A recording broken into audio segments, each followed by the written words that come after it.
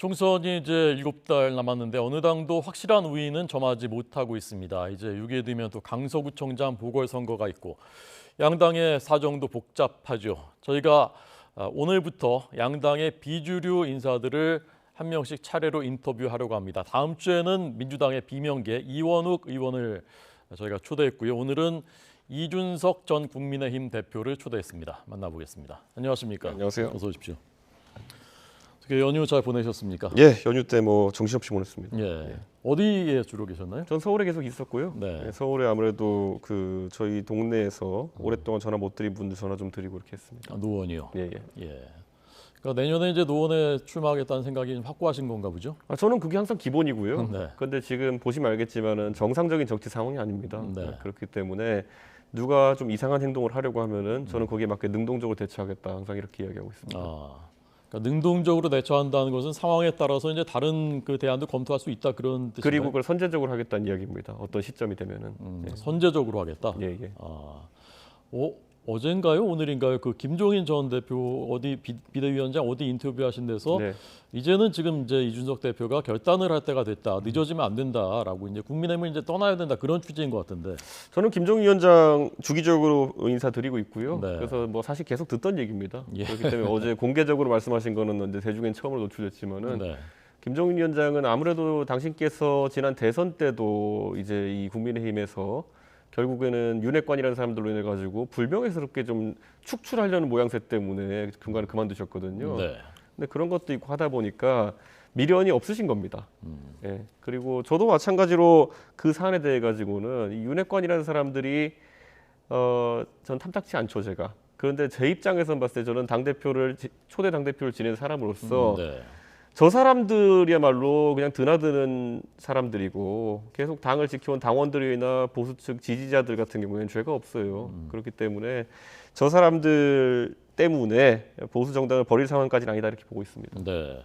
그렇지만 상황에 따라서는 또 능동적으로 선제적으로 대처할 가능성도 있다 이제 그런 얘기인 거죠. 왜냐면 저 사람들이 진짜 정신 나간 행동을 해가지고 예전에 보면 저희가 2016년 총선 때도 그 20대 총선이죠. 그때도 야 저렇게 공천 파동을 일으키나 할 정도로 이상한 일들이 많았거든요. 네. 그래서 그 다음에 그 공천 파동 이후에 결국에는 보수가 그때 자기들이 180석 한다고 하다가 122석인가 하고요. 그 직후에 바로 최순실 사태 터져가지고 탄핵당하고 한 5년 동안 고생하다가 이제 겨우 정권 재창출한 거 아닙니까? 네. 근데 그거 다 까먹었어요 벌써. 그렇기 때문에 또 한 번 또 그걸 굳이 겪어보겠다고 한다면은 네. 뭐 아무도 안 말리겠지만은 어쨌든 저는 계속 기다리고 있습니다 어떻게 되는지. 네.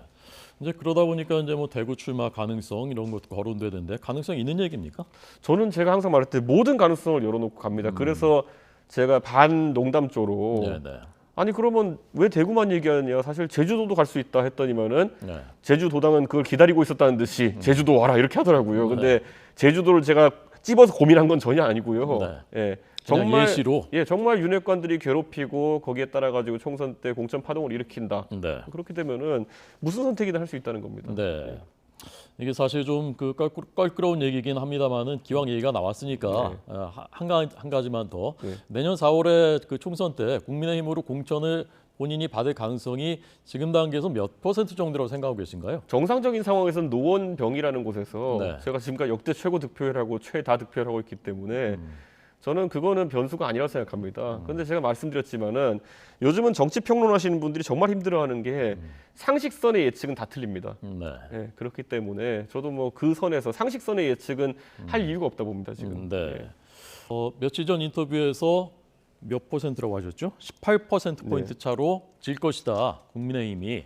이 어떤 근거로 18%가 나오는 거예요? 지난 2020년 총선에서 그러니까 저희가 강서구에서 가불병을 다졌거든요. 네. 근데 그때 그 당시 미래통합당이 받은 표와 더불어민주당이 받은 표의 차이가 17.87% 정도 났습니다. 그렇기 때문에 실제로 그때 총선 분위기라면은 한 17.87% 차이 나는 것이고 지금은 그때 김태우 후보도 그렇게 졌어요. 그때 네. 강서 을에 나가가지고 그리고 지금 그러면은 윤석열 정부에 대한 민심이나 이런 것이 과연 그때보다 우리가 보수의 선거 분위기가 좋겠느냐라는 생각을 해보면은 현장에 계신 많은 분들은 오히려 그때보다 어렵다라는 이야기를 합니다. 네. 예, 그때는 뭐 조국 사태 직후이기도 했고 하기 때문에 야권에 대한 기대가 어느 정도 있었음에도 불구하고 저희가 그 정도 17.87% 격차였는데 지금은 윤석열 정부에 대해서 매우 싫다고 표현하는 사람들이 여론조사에서 60%까지 나오는 조사가 많기 때문에 그때만큼이나 어렵다 또는 그때보다 어렵다 하는 분들이 있습니다. 다만 이제 보궐이기 때문에 네. 자꾸 이제 그 지도부에서는 그런 기대가 있는 겁니다. 혹시라도 젊은 사람들이 투표를 안 가고 어르신들만 이제 지역에 계시는 분들만 남아가지고 투표해가지고 이길 수 있지 않을까 이런 얘기를 하는 거거든요. 네, 네. 근데 그거는 딱 한 10년 전에 보수가 가지던 모습입니다. 그래가지고 제발 투표율이 낮아라, 젊은 사람들 놀러 가라 이런 거 하던 시절이 있고 김종인 이준석 체제 하에서는 무조건 젊은 사람 투표 많이 해야지 우리가 이긴다라는 전략을 갔던 거거든요. 그러니까 그것만 본다 하더라도 김종인 이준석 체제와 지금 그 이후에 나온 체제라고 하는 거는 선거를 바라보는 자세 자체가 다릅니다. 네. 그러니까 젊은 표들이 많이 빠져나왔다 그렇게 보시는 겁니까? 저희는 그때 젊은 사람들이 많이 투표장에 나오는 것이 유리하다고 생각하고 그런 환경을 만들기 위해 가지고 그에 맞는 공약이라든지 아니 그에 맞는 준비를 했던 거거든요. 이번에 강서구 선거 보시면요. 이런 겁니다. 강서구에 지금 화곡동에 계속 빌라를 아파트로 이런 얘기 하고 있잖아요. 이거는 전통적으로 국민의힘이 그냥 들고 나오는 부동산 공약이고요. 그러면 지금 국민의힘을 가장 싫어하는 화이트 칼라층에서 그럼 마곡지구나 이런 데서 예를 들어 강남 여의도나 아니면은 시내로 출퇴근하는 사람들 이 사람이 그러면 관심 갖고 있는 게 뭐냐를 살펴야 되는 거거든요. 그 얘기 하나도 안 나오거든요. 제가 강서구에 있는 지인들 젊은 사람과 조금 얘기해 보면요. 요즘 당신들 삶에 뭐가 제일 힘드냐 그러면은 9호선 같은 경우에는 최근에 서해선이 개통되고 김포 골드라인 개통되면서 9호선 타고 강남 여의도 출근하는 게 완전 고행입니다. 네. 실제로 몇 대를 보내고 타야 되는 경우도 있고요. 타더라도 뭐 혼잡률이 200% 가까이 되는 상황들이 생깁니다. 그렇기 때문에 9호선 증차, 그러니까 차를 여러 대 넣거나 아니면 증결, 지금은 6량짜리인데 8량짜리까지 늘린다고 한다든지 이런 것들을 해달라는 요구가 굉장히 많아요. 네, 네. 근데 이거를 왜 지금 여당에서는 공약을 안 하고 이건 여당만이 할 수 있는 공약이에요. 왜냐하면 국토부가 책임을 갖고 이거를 할 수 있는 거거든요. 공항철도 같은 경우에도요. 지금 마곡이나 강서 지역에서 시내 쪽을 출근하시는 분들은 다 타고 다니시는데 거기도 지금 과밀 현상 때문에 난리가 아닙니다. 근데 이런 것들을 짚어내는 게 젊은 세대들이 바라는 공약인데 지금 뭐 빌라 아파트로 지금 강서구에 빌라 사시는 젊은 사람분들은요. 전세 사기로 피해 보신 분들 상당히 많아요. 네, 네. 거기다 놓고 전세 사기 때문에 지금 내 집도 없어가지고 고생하는 분들인데 빌라를 아파트로 해서 그분들이 반응하겠습니까? 네. 그러니까 전략 자체가 예전에 완전 다른 거예요. 지금 물론 빌라 아파트로 공약으로 인해 가지고 그 지역에도 집을 가지신 그런 전통적 보수 지지층들은 좋아하시겠죠. 네. 하지만 강서구청장 보궐선거라는 건요. 확장 안 하면 무조건 지는 겁니다. 네. 전략이 없는 거죠. 예. 지금 얘기하면서 좀 이제 화가 많이 나시는 것 같은데, 자, 좀 진정하시고요. 그 지금 이제 들으면서 이게 좀 이렇게라도 좀 해서 좀 선거를 이겼으면 좋겠다라는 마음인 건지 아니면 이번에 졌으면 좋겠다라는 마음인 건지 사실 저는 잘 모르겠습니다. 저는 굉장히 지금 적극적으로 이야기하고 있습니다. 이기려면 이렇게 해라. 네. 그런데 어차피 지금 윤석열 통께서 선을 그어 놓으신 거는 이준석 때문에 크게 이겼고 작게 이겼다 이런 거 아닙니까? 지난 대선 때. 그렇죠. 그런 인식을 바탕으로 결국 내부 총재라는 당대표는 이런 말씀하셨기 때문에 네, 네. 저는 이번 선거에서 한번 검증해 보는 것도 좋다 생각합니다. 네. 그러니까 지금 보면은 뭐 다시 이제 지역 분할 구도로 선거를 치르려고 하거든요. 뭐 무슨 뭐 강서구에 충청도 출신이 많기 때문에 정진석, 정우택 의원이랑 다 투입해가지고 충청도 사람들 끌어들여 선거해야 된다. 예. 강서구 마곡지구나 이런데 방화동 이런데 가가지고 충청도 표심으로 승부 본다고 하면 사람들이 웃어요. 네. 이게 그 18%포인트로 진다 그 발언 나온 다음에 당내에서 비판이 많았습니다. 이용호 의원은 뭐 지라고 고사 지내는 거냐, 김병민 최고위원은 사이비평론이다 이렇게 얘기를 했던데 전직 당 대표신데 지금 선거전이 진행되고 있는데 그렇게 발언을 하면 선거전에는 크게 불리한 영향을 미치는 건 아닙니까? 그러니까 똑같은 겁니다. 예전에 대선 때도 보면요. 네. 그때 잘 기억하시면 이재명 후보가 순식간에 한 15% 차이 격차로 이긴 적도 있었어요. 이기고 있던 적도 있었어요. 여론조사에서. 그때 뭐였냐면요. 그냥 윤핵관들이 다 내가 선거 전면에 서겠다 해가지고 나서가지고 했을 때 그렇게 된 거예요. 네, 네. 그러다 보니까 또 나중에 속된 말로 똥줄 타니까 나중에 갑자기 또 그럼 저한테 복귀하라 그러고 그리고 협박하고 이랬던 거 아닙니까? 그러니까 저는 그냥 단순하게 말씀드리면요. 그냥 이번에 한번 하고 싶은 대로 해보라고 하고 싶어요, 저는. 그러니까 저라면 이렇게 했다 얘기하는 거지. 이렇게 안 네. 하셔도 돼요. 그래가지고 충청 향후에 다 접근해. 원래 향후에는 선거운동이 금지돼 있습니다. 네, 네. 충청 향후에 다 긁어 모으고 그렇게 해가지고 한번 선거 치러가지고 성적표 보면 되는 겁니다. 제가 18% 얘기할 때 제가 무슨 뭐 신내림 받아서 얘기했습니까? 저는 지난 총선 때 격차가 17.87%였다고 정확하게 통계를 밝히고 거기에 따른 예측을 얘기하는 거거든요. 네. 그런데 거기다 김병민 최고위원이 사이비라고 인쇄했잖아요.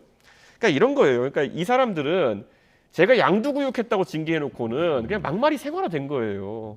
예, 그러니까 전직 당대표한테 사이비 평론가라고 하는 거 같은 거는 막말이죠 뭡니까? 그러니까 애초에 그냥 기분 내키는 대로 계속 가는 겁니다. 네.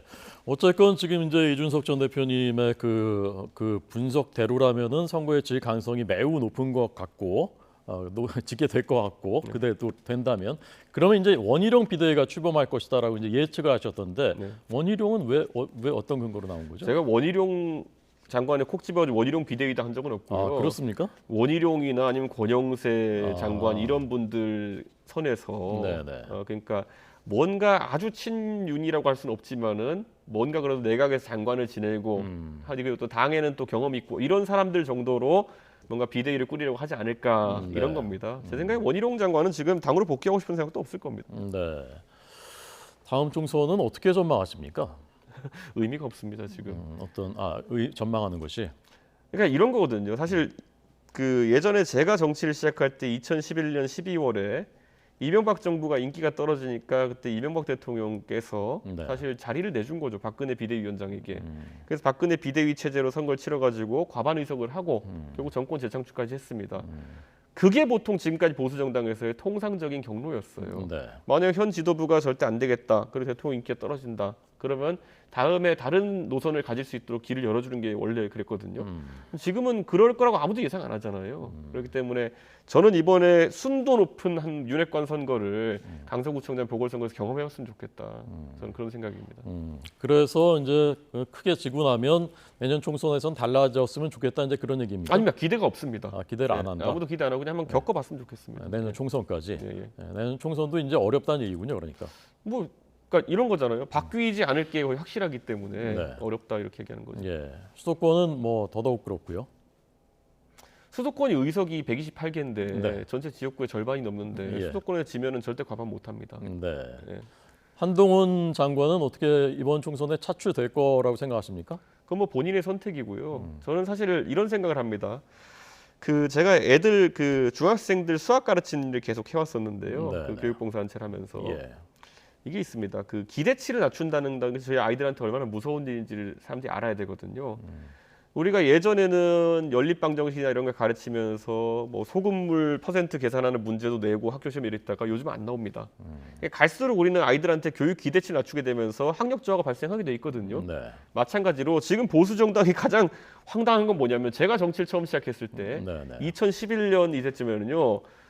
과반을 안 하면은 큰일이 나는 것처럼 선거에 임했어요. 근데 지금은 어떻게 되어 있냐면요. 한 100석만 해도 된다는 생각이 팽배해 있어요. 예. 그러니까 이런 거 자체 기대치를 스스로 낮춰가면서 그냥 다운그레이드 하는 거거든요. 근데 저는 이런 인식 자체가 도대체 집권을 하고 싶은 의지가 있는 정당이냐. 그건 되묻고 싶어요. 100석만 해도 된다는 건 총선 전체에서 100석만 해도 된다고 생각을 지난번에 110석, 지금 105석 정도 남아있거든 지금. 네, 네. 그러면 이번보다 잘했냐, 지난번보다 잘했냐 못했냐를 판단의 기준을 삼겠단 말이 벌써 나오고 있어요. 네, 네. 그러니까 저는 이거는 말이 안 되는 거고 여당이면 당연히 과반 그 이상을 넘어가지고 도전할 수 있을 정도로 준비를 해야 되는 것인데 네. 지금은 그 모드 아닙니다. 예전에 2016년 선거를 앞두고도요. 우리 기억나지 않습니까? 박근혜 대통령께서 아니 과반 안 해도 되니까 나랑 마음이 맞는 사람들이 당선됐으면 좋겠다 해가지고 공천 파동 일으킨 거 아닙니까? 네, 네. 예, 저는 지금 와서 생각해 보면 황당한 일이죠. 예. 만약에 국민의힘이 뭐 이준석, 유승민 등 다 끌어안아서 공천을 한다. 그러면은 달라질 수 있다고 보십니까? 이게 어떻습니까? 용어가 잘못됐다니까요. 이제 끌어안고 말고의 문제가 아니랍니다. 그거는 저희가 막 예를 들어서 지지세를 늘려 그러면은 이준석이나 유승민을 지지하는 지지층이 생각하는 가치가 무엇인지를 봐야 되는 것이고요. 네, 네. 제가 만약에 여느 그냥 예를 들어 예전에 원희룡 장관이 개혁적인 인물이었다가 지금은 정권의 가장 핵심으로 들어가고자 노력하는 것처럼 그렇게 행보를 한다고 해가지고 저를 만약에 지지하는 지지층이 그대로 따라올까요? 아니죠. 네, 아니죠. 그건 의미가 없는 행동입니다. 그렇기 때문에 저는 그거는 전혀 고민도 안 하고 있습니다. 네. 가치 얘기를 하셨으니까 이제 최근에 윤석열 대통령이 이념에 대해서 굉장히 강조하고 이념은 철진한 얘기가 아니다. 방향이 잘못되면 장타를 날려도 오비 벗어나는 거다. 그러니까 결국 민생 이념이 민생이다. 이거 강조하고 있는 것에 대해서 어떻게 생각하십니까? 정말 이게 그러니까 원래 보통 이념과 민생이라는 단어가 나오면요. 네. 이념보다는 민생이다라고 얘기하려고 그 말을 써요, 정치인들이. 근데 대통령께서 정반대로 쓰셨잖아요. 근데 저는 지금 당장 이 방송을 보시는 분들한테 내일 내가 걱정하는 것이 과연 이념, 갑자기 뭐 공산 간첩이 들어가지고 대한민국을 어떻게 할까에 대한 고민일까? 아니면은 치솟고 있는 기름값, 치솟고 있는 환율, 거기에 대해서 이제 3,000원을 돌파한 우유, 뭐 이런 물가에 대한 고민일까 한번 생각해봤으면 좋겠어요. 네. 그리고 지금 만약에 가서 대학가에서 취업을 하고 싶은 젊은 사람들에게 가가지고 네. 예. 너희들이 취업을 못하는 이유가 공산 전체주의 때문이냐 아니면은 경제 정책이 잘못돼서 그러냐 그러면은 공산 전체주의라고 답하는 사람은 없을 것이고 그 사람은 취업할 수가 없습니다. 회사에서 그런 질문에서 그렇게 답하면은. 그러니까 저는 애초에 제가 그래서 돈키호테에 비유했던 게 뭐냐면은 지향점 자체가 국민들의 마음과 멀어져 있어요. 네. 예, 저는 이건 굉장히 안타까운 상황이라고 봅니다. 네. 그러나 이런 반론도 가능할 것 같습니다. 역사라는 것은 반복되는 것이고 특히 우리나라의 근현대사를 바라보는 그 인식, 그 시각이 지금의 현안들을 보는 것과도 이제 맞닿아 있고 그것이 이제 경제 정책이나 민생으로도 연결되는 것 아니냐라고 이제 볼 수도 있지 않습니까? 그러니까 이런 거거든요. 그러니까 뭐 저희가 옛날에 농담으로 뭐 진짜 이념이라는 걸로 그러면은 어떻게 경제 정책을 펼 수 있느냐라는 걸 생각해 봐야 되는 거거든요. 지금 그럼 대통령께서 이념 전선에서 그러면은 경제와 닿아 있는 이념 논쟁을 지금 펼치시느냐 그것도 아니거든요. 최근에 이념과 관련해서 많은 사람들이 기억하는 거라면은 홍범도 장군 흉상을 없애겠다 정도가 이념과 관련된 행보거든요. 네. 홍범도 장군의 흉상을 없애면은 어떤 역사적인 관점에 봐도 경제가 살아난다는 주장에는 좀 동의하기 어렵습니다. 그러니까 경제는 관심사 바뀐 거예요. 그러니까 저는 이거는 결국에는 클린턴 예전에 대선 구호도 그렇고 결국에는 선거 때 가면은 국민들이 이제 총선이라는 게 집권 3년 차에 임기 반환점에 치러지는 선거 아니겠습니까? 그러면은 살림살이 나아졌느냐를 본다는 거죠. 이 정부가 들어선 뒤에 내 살림살이가 나아졌느냐를 보게 될 텐데 거기에 대해서 실적을 낸 게 지금 없지 않습니까? 네, 그게 저는 가장 큰 취약점이다. 저는 이렇게 보고 있습니다. 네. 오늘 어느 일간지 오늘 아침에 그 윤석열 대통령이 신당 창당을 할 가능성이 있다. 네. 유력 일간지입니다. 여기 그런 그 전망이 나왔던데 그 가능성을 생각해 보신 적 있습니까? 어떻습니까? 이렇게 보시면 돼요. 저는 당연히 그럴 생각을 하고 있기 때문에 이렇게 움직인다 봅니다. 왜냐하면 우리가 예전에 대통령이 친위 쿠데타식으로 창당을 했던 사례가 노무현 대통령께서 열린우리당을 창당하셨던 사례인데요. 네. 사실 열린우리당 창당 자체는 실패였습니다. 그런데 열린우리당이 탄핵 역풍으로 인해 가지고 탄돌림들로 인해 가지고 과반 이상의 의석을 얻었던 건 사실입니다.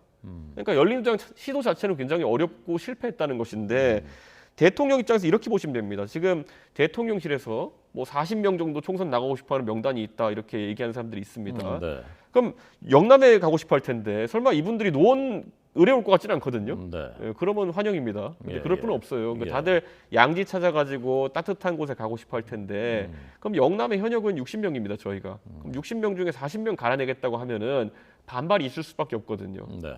그럼 대통령께서도 만약에 진짜 그 사람들에게 공천의 어떤 유리함을 주기 위해서라고 한다면은 예. 거꾸로 해야죠. 창당을 깃발을 들고 네. 여기서 지지율이 올라가면은 예. 잔류 국민의힘에 있던 사람들이 쫓아와가지고 다시 합당해가지고 대신 헤게모니는 대통령이 가져가는 방식으로 네. 이렇게 하는 거 외에는 방법이 없죠. 예. 그러니까 저는 그것도 염두에 두고 있을 것이라는 생각하는데 그 기획의 초기 단계로 가보면요. 당연히 영웅을 하나 만들어야 되죠. 누군가를 내려보내가지고 지금의 당과는 다른 지도자가 하나 서야 될 거 아니겠습니까? 네. 네. 저는 그래가지고 이제 사실은 이번에 영웅 하나 만들려고 했다가 실패했다 봅니다. 이재명 대표의 그 영장 기각 사태로 인해 가지고. 네. 그 지금 한동훈 장관 말씀하시는 거죠? 그 영웅이라는 게? 저는 그런 기도가 있었다 네. 봅니다. 예. 알겠습니다. 자, 이 기왕 얘기가 나왔으니까 이재명 대표 영장이 기각된 것은 민주당의 총선 전략에는 득이라고 보십니까? 실이라고 보십니까? 저는 이렇게 봅니다. 민주당에는 득실을 따질 게 없습니다. 사실 이재명 대표가 만약 구속이 됐다면요. 엄청난 실이었을 건 자명합니다. 근데 이번에 딱히 이재명 대표가 득을 본 건 많지 않다 이렇게 생각하고 다만 오히려 여권 쪽에서는 다 버리고 올인하던 선거 전략이 망가진 느낌이 있습니다. 예, 그러니까 아까 말했듯이 이걸 통해 가지고 영웅도 탄생시켜야 되는 것이고 민주당도 구렁텅이로 몰아야 되는 것이고 이렇게 해야 지금 경제가 어렵고 이런 상황 속에서도 총선에 어떤 비벼볼 언덕이 생기는 건데 네. 이게 막혀버리니까 굉장히 지금 뭘 해야 되지 이런 상황에 놓여 있는 것으로 저는 보입니다. 네. 알겠습니다.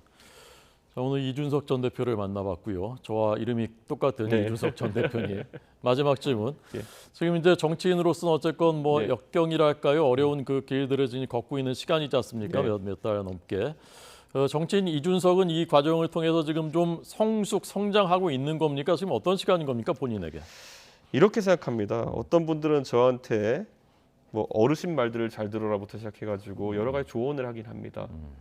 근데 이게 있습니다. 결국에는 정치가 세대 변화가 있어야 된다는 생각을 하고요. 네. 저는 물리적인 나이나 이런 것보다도 결국에는 이런 어떤 전체주의적이고 그리고 일방주의적인 그런 정치 문화가 일신되지 않으면은 저는 정치를 하는 것에 의미가 없다. 저는 이런 생각을 합니다. 그렇기 때문에 이런 생각을 해요. 예전에 아마 저는 가끔 그런 생각합니다.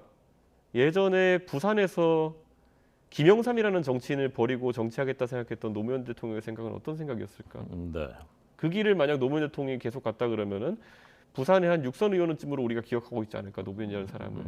전 그 생각합니다. 감히 제가 그분의 뭐 발끝에도 미치지 못하겠지만 지금 전 생각하는 게 누구에게나 결단의 시점은 올 것이라는 생각을 합니다. 저도 제가 박근혜 퀴즈라는 얘기를 들으면 정치 시작할 때 네. 분명히 공천 쉽게 받고 쉽게 정치할 수 있는 길들이 있었을 겁니다. 그러면 어쩌면 저는 이미 한 초선 재선 의원쯤 하고 벌써 은퇴했을 만한 박근혜 퀴즈였을지도 모르겠죠.